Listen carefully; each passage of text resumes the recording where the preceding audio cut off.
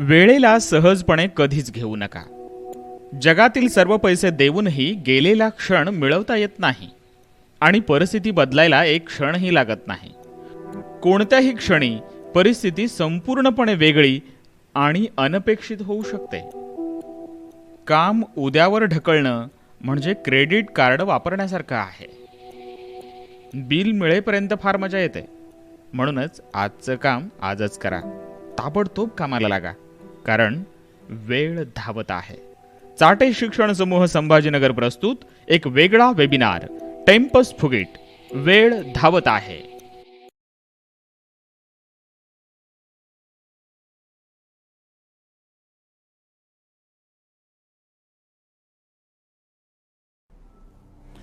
नमस्कार, मी श्रीधर श्रीपाद कुलकर्णी.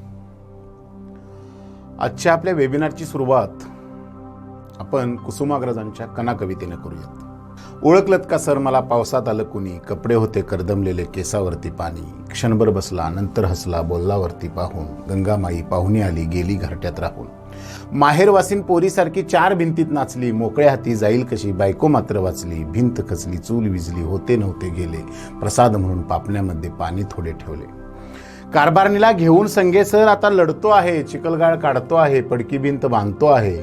एक शिष्य आपल्या गुरुला आपल्या वेदना सांगत असतो. स्वाभाविकपणे मदतीसाठी गुरूंचा हात खिशाकडे जातो. खिशाकडे हात जाताच हसत हसत उठला, पैसा नको सर जरा एकटेपणा वाटला, मोडून पडला संसार पण मोडला नाही कणा, पाठीवरती हात ठेवून नुसतं लढ म्हणा, नुसतं लढ म्हणा, नुसतं लढ म्हणा. कोविड-19 मुळे मागल्या वर्षीपासून जी परिस्थिती तयार झाली, जी आपत्ती आपल्यावर आली आणि या दरम्यान ज्यांनी ज्यांनी आपल्याला पाठीच्या कण्यासारखी साथ दिली, लढण्याचं बळ दिलं, त्या सर्वांचं आजच्या वेबिनारमध्ये आपण धन्यवाद मानूयात आणि आजच्या आपल्या टेम्पस फुगिट या वेबिनारमध्ये सर्वांचं मी मनापासून स्वागत करतो. टेम्पस फुगिट जरासा वेगळा शब्द, काहीतरी वेगळं असं प्रत्येकाला वाटलं असेल. ॲक्च्युअली हा लॅटिन वर्ड आहे. इंग्रजीमध्ये याचा अर्थ आहे टाइम इज फ्लाइंग. मराठीमध्ये वेळ धावत आहे. सगळ्यांना माहिती असेल, नेपोलियन जे फ्रान्सचे सम्राट एकदा आपल्या तंबूमध्ये गाढ झोपेत होते. मध्यरात्री एक अंगरक्षक आला आणि त्यांनी नेपोलियनना उठवलं आणि म्हणले, सम्राट, सेनापतींना तुमच्याशी काहीतरी बोलायचं आहे. नेपोलियननी फक्त कूस बदलली आणि म्हणले, त्याला विचार त्याला काय बोलायचं आहे. मग पुन्हा थोड्या वेळानं अंगरक्षक आला आणि म्हटला, दक्षिणेकडून शत्रूचं सैन्य आपल्यावर चालून येतंय आणि त्या संदर्भात आपल्याशी बोलायचं आहे. त्यावेळी नेपोलियन, एक सैन्य आपल्यावर चालून येते, एक शत्रू आपल्यावर आक्रमण करतोय, अशा वेळी सम्राट म्हणून ते अजिबात विचलित झाले नाहीत. त्यांनी अंगरक्षकाला बोलवलं आणि सांगितलं, त्या बॉक्समध्ये 34 नंबरचा नकाशा आहे, तो नकाशा सेनापतींना नेऊन दे. सेनापती नकाशा बघतील आणि उद्या सकाळी मला या युद्धाचा परिणाम सांगा. त्या नकाशामध्ये ॲक्च्युली दक्षिणेकडून सैन्य आल्यानंतर, आक्रमण केल्यानंतर आपण काय तयारी करायची, आपण त्याला कसं उत्तर द्यायचं, हे सगळं व्यवस्थितपणे त्यात माहिती दिली होती, लिहिलं होतं. त्याप्रमाणे घडलं. नेपोलियननी युद्ध जिंकलं. हे सगळं झाल्यानंतर सेनापती नेपोलियनना भेटायला आले आणि म्हणले की एवढ्या कमी वेळात तुम्ही हा प्लॅन, हा नकाशा कसा काय तयार केला? तुमच्याकडे कुठली देवता राहते का? त्यावेळी नेपोलियन म्हणले, हो, त्या देवतेचं नाव आहे दूरदृष्टी. फार कमी शब्दामध्ये एकच शब्द आपल्या सर्वांच्यापर्यंत पोहोचवण्याचा माझा प्रयत्न आहे, दूरदृष्टी. भविष्यातल्या सर्व शक्यतांचा विचार करून सावध राहणं, जागृत राहणं फार आवश्यक आहे. तरच आपण आपलं भविष्य सुरक्षित करू शकतो. म्हणूनच आजचा जो आपला विषय आहे, वेळ धावत आहे, याचा अर्थ आपल्याकडं असलेल्या वेळेचं व्यवस्थापन करणं ही आपली आत्ता गरज बनली. म्हणजे तसं आपण बघितलं तर ह्या पर्टिक्युलर सृष्टीमध्ये प्रत्येकाला रोज 24 तास म्हणजे 1440 मिनिट आणि 86,400 सेकंद मिळतात. या प्रत्येक सेकंदाचा, प्रत्येक मिनिटाचा, प्रत्येक तासाचा जो योग्य वापर करतो, प्रत्येक क्षणाचा जो वापर करतो, तोच यशस्वी होतो असा नियम आहे सृष्टीमधला. निसर्गात तुम्ही कुठेही बघा, जो या क्षणांचा, सेकंदाचा, मिनिटांचा, तासांचा वापर करत नाही, योग्य वापर करत नाही, निवांत राहतो, बघू ना, करू ना, निवांत राहण्यामुळं, उद्यावर ढकलल्यामुळं त्या माणसाच्या अधोगतीची प्रगती होती. थोडक्यात म्हणजे एका क्षणानं काय घडू शकतं, म्हणजे सर्वांना ही कथा माहिती आहे. ज्यावेळी पहिल्यांदा चंद्रावर यान सोडलं त्यावेळी त्या यानाचे मेन पायलट जे होते ते एडविन होते आणि को पायलट नील आर्मस्ट्रॉंग होते. ज्यावेळी चंद्रावर यान पोचलं त्यावेळी खालून एक मेसेज आला, पायलट प्लीज.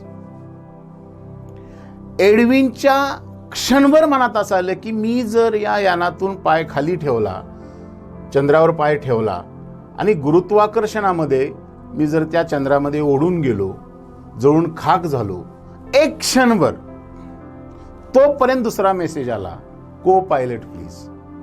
नील आर्मस्ट्रॉंगनी क्षणाचाही विचार न करता चंद्रावर पाय ठेवला. क्षणाचाही विचार न करता चंद्रावर नील आर्मस्ट्रॉंगनी पाय ठेवल्यामुळं इतिहासामध्ये ते अजरामर झाले आणि एडविन इतिहासातून बाजूला पडले. क्षण, सेकंद, मिनिट, तास किती महत्वाचा असतो ही गोष्ट आजच्या आपल्या वेबिनारमध्ये आपण समजून सांगण्याचा प्रयत्न करणार आहोत आणि आपण सर्वजण समजून घेणार आहोत. वेळ धावत आहे म्हणजे काय? वेळेचं व्यवस्थापन आपल्याला करावं लागेल. आता वेळेचं व्यवस्थापन म्हणजे नेमकं काय? वेळेचं व्यवस्थापन म्हणजे जे काम ज्या वेळी करायचं ते त्या वेळीच करणं. मी पुन्हा एकदा रिपीट करतो, वेळेचं व्यवस्थापन म्हणजे जे काम ज्या वेळी करायचं ते त्या वेळीच करणं. फार महत्वाची गोष्ट आहे ती. पण जनरली समाजामध्ये बरेच लोक असे आहेत, काही विद्यार्थी आहेत की आजचं काम उद्या बघू, करू, अजून कुठं काय, वेळ कुठं, परीक्षा अजून लांब आहे, असे बरेच एक संदर्भ आपण डोक्यात ठेवतो आणि मग कॉमन ट्रीटमेंट स्वतःला देतो. म्हणजे प्रत्येक गोष्ट उद्यावर ढकलण्याची आपल्याला एक सवय लागते. म्हणजे एकदा महाभारतातली फार एक सुंदर घटना आहे. एकदा भीम आपल्या गळ्यात ढोल अडकतात आणि गावात जाऊन दौंडी पिटवतात. युधिष्ठिर महाराजांना काळावर विजय मिळवता आला, युधिष्ठिर महाराजांना काळावर विजय मिळवता आला. हे त्यांचे गुप्तचर युधिष्ठिरांना येऊन सांगतात. युधिष्ठिर त्यांना बोलवून घेतात आणि म्हणतात, बाबा तू चुकीचा प्रचार का करतोयस, मी कुठं काळावर विजय मिळवला. तर भीम म्हणतात त्यांना, मी स्वतः काल पाहिलं, तुमच्याकडे एक याचक आला होता दान मागायला आणि त्या याचकाला तुम्ही म्हटला, बाबा तू उद्या ये, मी तुला दान देतो. जर तुम्हाला हे माहिती असेल तुम्ही आणि याचक उद्या जिवंत राहणार आहात तर तुम्ही काळावर विजय मिळवला. आणि मला ही अभिमानाची गोष्ट वाटली की तुम्ही काळावर विजय मिळवलेला आहे, म्हणून मी दौंडी पिटवायला लागलो. युधिष्ठिरांच्या ही चूक लक्षात आली. त्यांनी त्या याचकाला बोलवलं आणि त्याचं दान त्याच वेळी देऊन टाकलं. उद्या कधीच येत नाही. आपण मात्र खूप गोष्टींचं असं स्वप्नामध्ये, मनामध्ये ठरवून ठेवतोय, असं होईल, तसं होईल, तसं घडेल, असं काही नसतं. तुम्ही ठरवलेलं नियोजन म्हणजे ऍक्च्युली वेळेच्या व्यवस्थापनामध्ये 4 प्रमुख घटक आहेत. त्यातला पहिला घटक आहे तो म्हणजे प्लॅनिंग, नियोजन. फार महत्वाची गोष्ट आहे. म्हणजे असं म्हणतात की if you fail to plan you plan to fail. जर तुम्ही नियोजन बनवायला चुकला तर तुम्ही चुकांचं नियोजन करत असता. त्यामुळं सर्वात महत्वाची गोष्ट आहे की मला काय करायचं आहे. आता मी 10वीची परीक्षा माझी झाली रिझल्ट नाही लागले, म्हणजे परीक्षा झाल्या नाहीत, आपल्या रद्द झाल्या, रिझल्ट आपल्याला पासिंगचा येईल, भविष्यामध्ये अजून काय एखादं एंट्रन्स निघेल, पण या पुढील 2 वर्षामध्ये मला काय करायचं आहे, ह्या काय करण्यासाठीचं नियोजन आता महत्वाचं आहे. त्यामुळे प्लॅनिंग फार महत्वाची गोष्ट आहे. दुसरा घटक त्यासाठी काम करतो नियोजनाला, ते म्हणजे ऍक्शन, म्हणजे कृती. म्हणजे पाण्याची भीती मोडण्यासाठी पाण्यात उडी मारण्याची कृती केली जाते आणि मग आपण पोहायला शिकतो. ही फार महत्वाची गोष्ट आहे. एखाद्या विषयाच्या अभ्यासाची भीती वाटत असेल, विषयाची भीती वाटत असेल, तर ती भीती काढण्यासाठी त्या विषयाचा अभ्यास रोज केला तर ऑटोमॅटिकली भीती निघून जाते. पण आपलं तसं होत नाही. आपण परीक्षेच्या काळात अवघड विषयांचा अभ्यास करतो आणि तो विषय आपल्यासाठी कायमस्वरूपी अवघड राहतो. म्हणजे पहिला घटक जो आपला आहे तो नियोजन, दुसरा घटक जो आहे तो कृती, आणि तिसरा घटक आहे तो म्हणजे कन्सिस्टन्सी, सातत्य. ही फार महत्वाची गोष्ट आहे, लक्षात ठेवा. म्हणजे मी नियोजन केलं, ऍक्शन पेन केली, पण त्यात माझं जर सातत्य नसेल तर त्याला काही अर्थ नाही. म्हणजे ॲज अ विद्यार्थी म्हणून आपली प्राथमिकता काय असते? अभ्यास असतो. त्या अभ्यासामधलं आपलं सातत्य फार कमी असतं. बाकीच्या ऍक्टिव्हिटीमध्ये मात्र आपलं सातत्य फार असतं. कारण अभ्यास आपल्याला कधी कधी ओझं वाटतं. म्हणजे असं म्हणतात की तुमचे पुस्तक तुमचं ओझं नाही, तुमचं ओझं कमी करण्यासाठी पुस्तक असतं. हे फार सुंदर वाक्य आहे. त्यामुळं कन्सिस्टन्सी म्हणजे फ्रिट्झ क्रिस्लर, प्रसिद्ध व्हायोलिन वादक, इतकं सुंदर ते व्हायोलिन वाजवत होते. त्यांना एक वेळ एकाने येऊन विचारलं की तुमच्याकडे काय असा दैवी चमत्कार आहे का? म्हणजे इतकं सुंदर वादन तुम्ही कसं काय करू शकता? त्यावेळी ते म्हणले, हा सरावाचा परिणाम आहे. म्हणजे मी 1 महिना जर सराव नाही केला तर श्रोते माझ्या वाजवण्यातला फरक ओळखतात. जर मी 1 आठवडा सराव नाही केला तर माझी पत्नी माझ्या वाजवण्यातली फरक सांगते. आणि जर मी 1 दिवस सराव नाही केला तर माझ्या वाजवण्यातला फरक मलाच कळतो. म्हणून मी म्हटलो की ॲज अ स्टुडंट म्हणून तुमची प्राथमिकता काय आहे? तुमच्या अभ्यासामधली कन्सिस्टन्सी.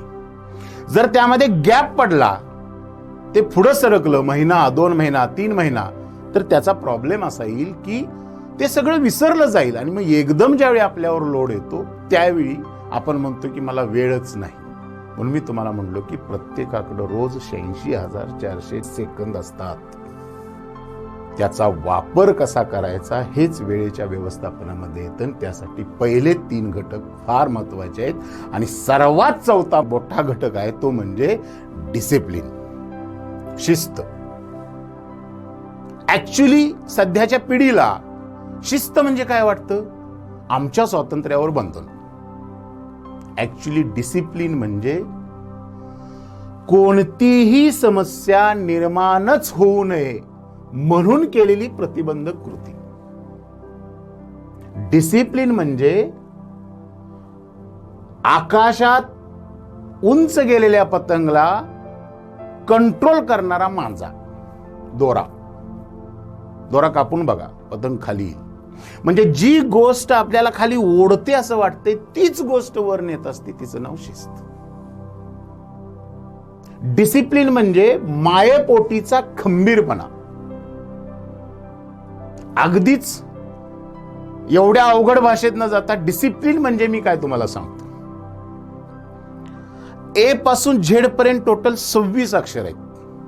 ही 26 अक्षर जर तुम्ही चढत्या क्रमानं मांडली, ए ला 1, बी ला 2, सी ला 3, डी ला 4, ई ला 5, एफ ला 6, म्हणजे इन्क्रीजिंग ऑर्डर मध्ये. म्हणजे माझा समजा नशिबावर विश्वास आहे, LUCK, लकच्या प्रत्येक अक्षराची एकूण बेरीज 44 येते.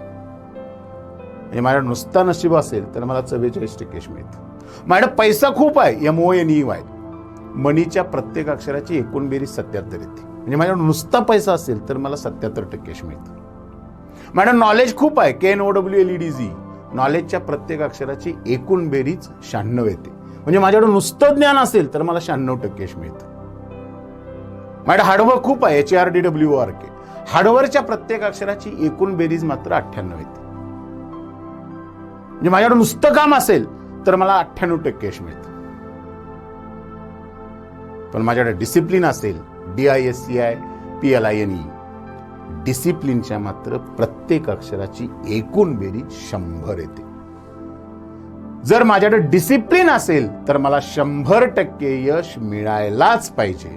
त्यामुळे प्रमुख 4 घटक जे आहेत, ज्यामध्ये प्लॅनिंग, ऍक्शन, कन्सिस्टन्सी आणि डिसिप्लिन, हे 4 घटक तुम्ही एकत्र जर केलेत आणि या 4 घटकानुसार जर तुम्ही स्वतःचं नियोजन केलं, नियोजन याचा अर्थ टोटल भविष्याचं प्लॅनिंग केलं, तो एक बॉक्स तयार केला, त्यात जो तो नकाशा ठेवलात, तर नक्की तुम्ही तुमच्या टार्गेटपर्यंत पोहोचू शकता. आणि यालाच आपण वेळेचं व्यवस्थापन म्हणू.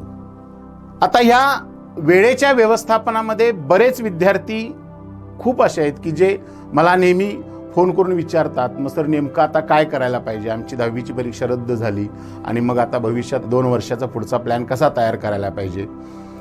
तर तुम्ही काय करायचं ठरवा, कसं करायचं हे मी तुम्हाला सांगतो.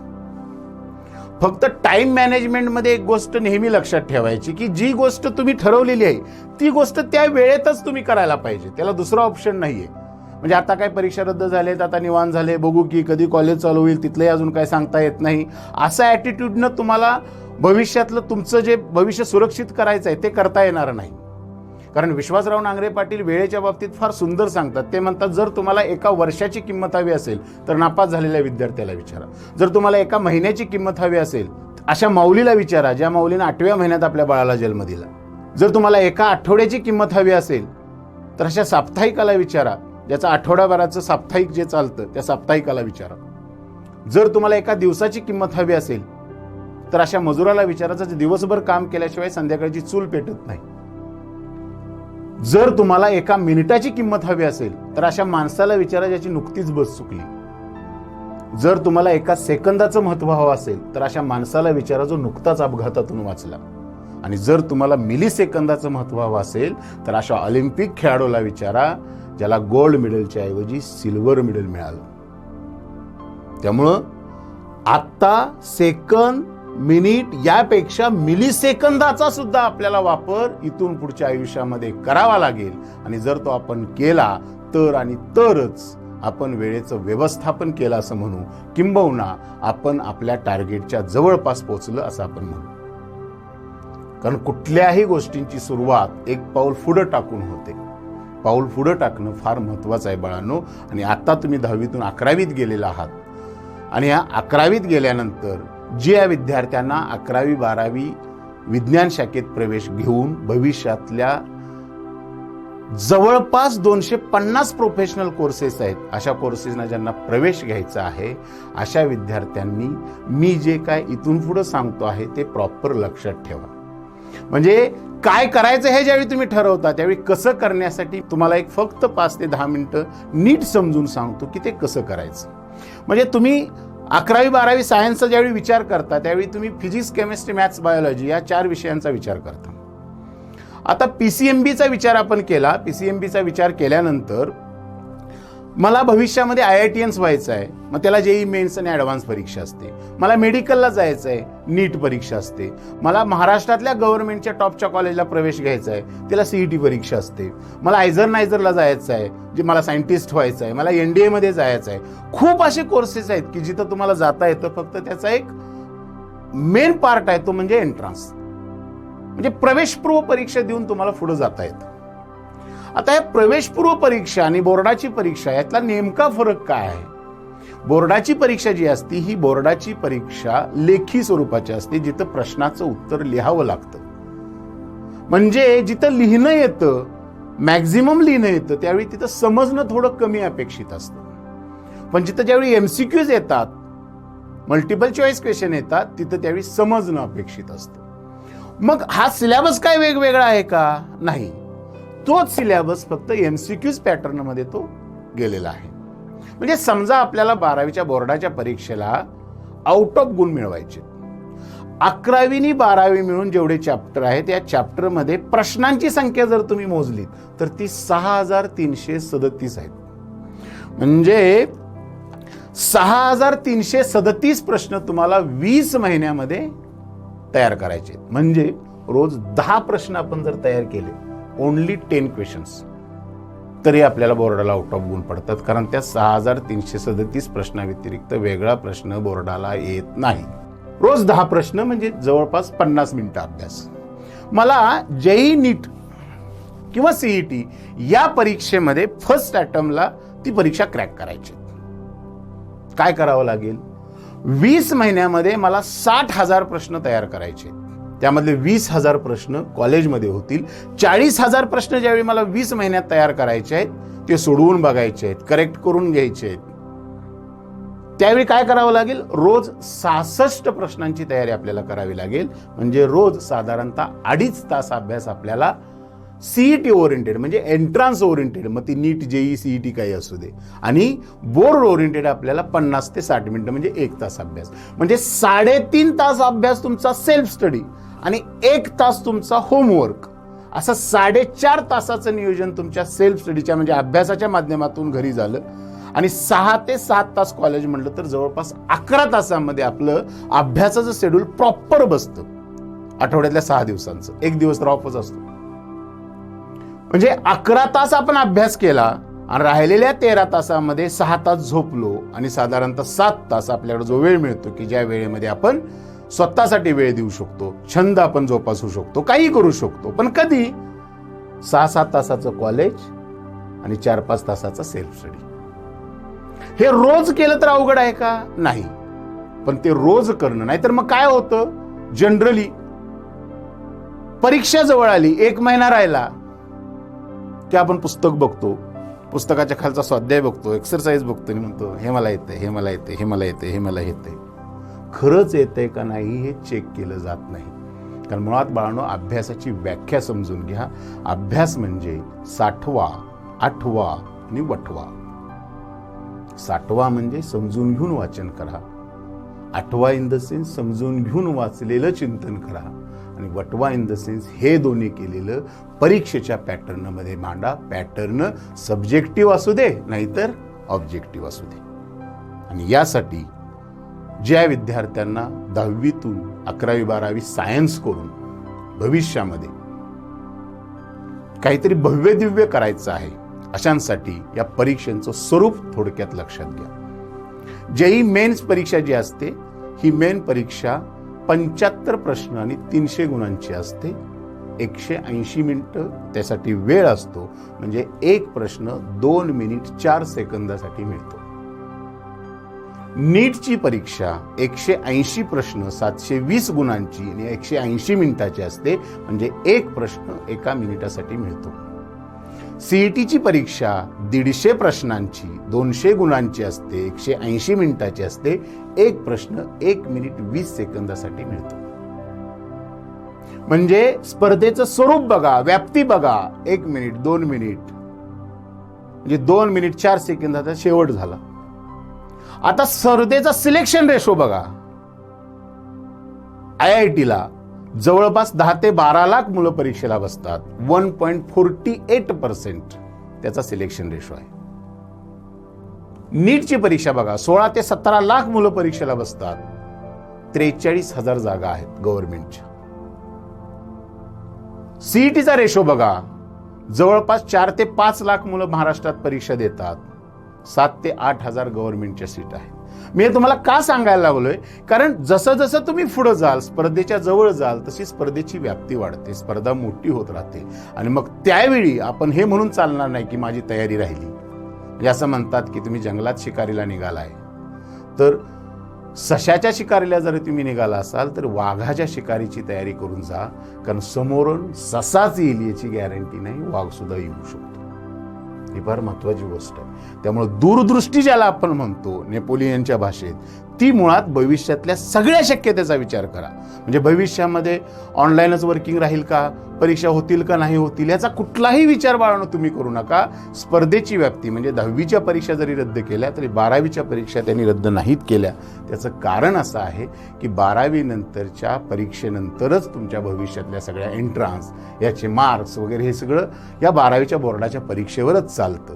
परीक्षा होतील पण त्या उशिरा होतील. मागल्या वर्षी सुद्धा लॉकडाऊनमध्ये परीक्षा जेई नीट सीईटीच्या झाल्या, उशिरा होतील पण 12वीच्या परीक्षा होतीलच. फक्त 10वीच्या मुलांचं नुकसान होऊ नये, 11वी 12वी तरी किमान वर्किंग चालावं या उद्देशानं ह्या परीक्षा रद्द झालेल्या आहेत. तुम्ही त्या पद्धतीनं मागल्या वर्षी जे काय ऑनलाईनमध्ये आपल्याला कन्फ्युजन झालं, आपल्याला लक्षात आलं नाही, काही मुलांच्या बऱ्याच ग्रामीण भागात फार प्रॉब्लेम झाला, तर यावेळी मात्र आत्ता आपल्याला स्वतःसाठीचा पर्याय तयार करून ठेवणं फार महत्त्वाचं आहे.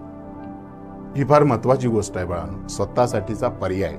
म्हणजे एक 2 आरोपींना एक राजा फाशीची शिक्षा देतो, मरेपर्यंत फाशी.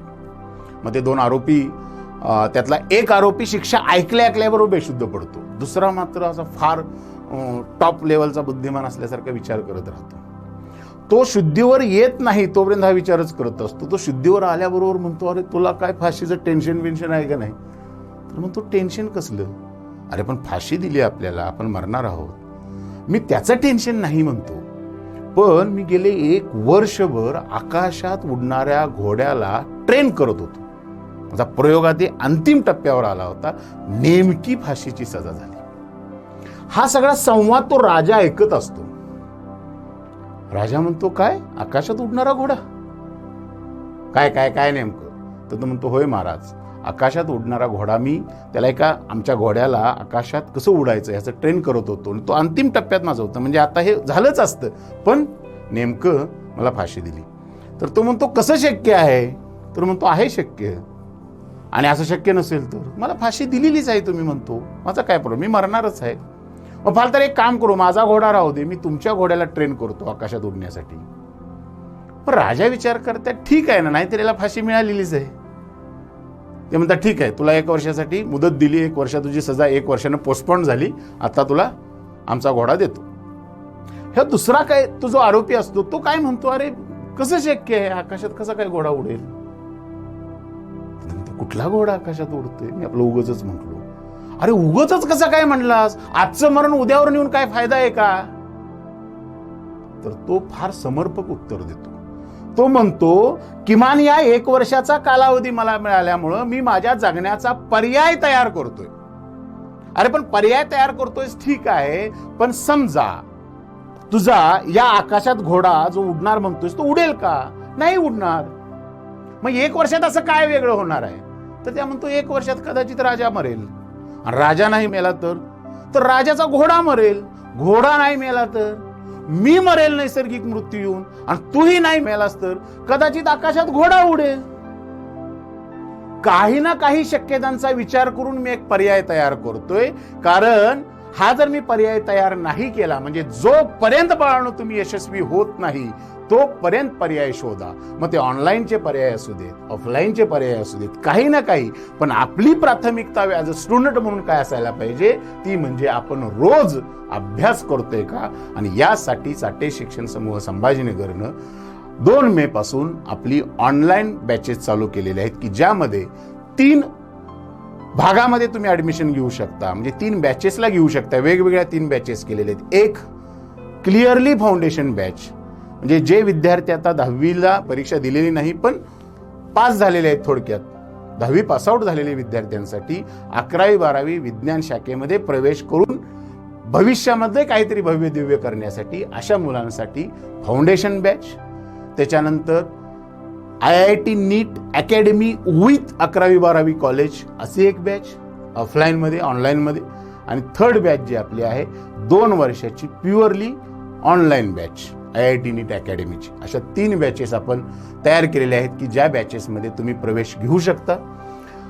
या बॅचेसचं जे वर्किंग चालतं आपल्याला, म्हणजे मी मगाशी तुम्हाला सांगितलं की जे प्रश्न 6337 असतील, 60,000 MCQs असतील, याचं एक प्रॉपर नियोजन आमच्याकडे असतं. म्हणजे 2 मे ते 2 जून आम्ही प्युअर आतापर्यंत तुम्ही जे 10वी पर्यंत जे शिकलं मॅथ सायन्सचं आणि जे 11वीला रिक्वायर्ड आहे अशाचा आढावा घेऊन पर्टिक्युलर त्याच्याशी अपडेट करण्याचा पार्ट ह्या 1 महिन्यात केला जातो. रोज 3 ते 4 तासाचं ऑनलाईन वर्किंग असणार आहे. आमच्याकडं ऑनलाईन वर्किंग याचा अर्थ झूमवर शिकवत नाही आपण. ऑनलाईन वर्किंग याचा अर्थ पोर्टल थ्रू रेकॉर्डेड लेक्चर्स तुम्हाला येतात. तुम्हाला पासवर्ड ID दिला जातो आणि रेकॉर्डेड लेक्चरच्या माध्यमातून तुम्ही ते लेक्चर्स बघू शकता, पुन्हा पुन्हाच बघू शकता, समजेपर्यंत बघू शकता. म्हणजे थोडक्यात ऑफलाईनचं फिलिंग आपण त्या रेकॉर्डेड लेक्चर्समध्ये आणलेलं आहे.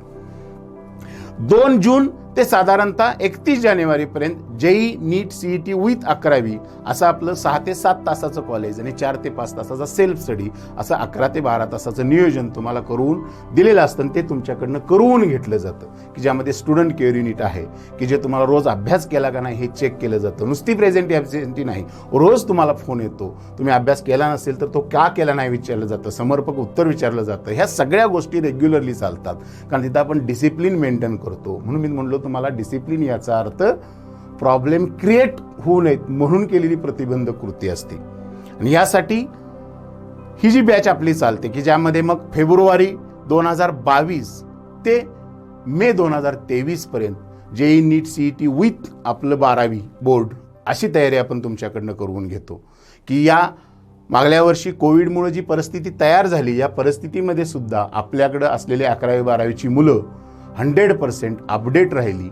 सगळ्या मुलांना चांगले मार्क्स पडत आले. 2 JEEच्या परीक्षा झाल्या त्यामध्ये सुद्धा आपली टॉपला मुलं गेली. त्याचं कारण म्हणजे मुलांसाठी आपण केलेली मेहनत, मुलांच्याकडं करून घेतलेली मेहनत आणि मुलांनी या सगळ्या गोष्टींसाठी राहिलेले सपोर्टिव्ह, त्यांचे पालक सपोर्टिव्ह, यासाठी आपलं हे वर्क अजून चांगलं झालं आणि याच्यापेक्षा अजून चांगलं वर्क परिस्थिती कशीही राहिली तरी आपण ती करणार आहोत.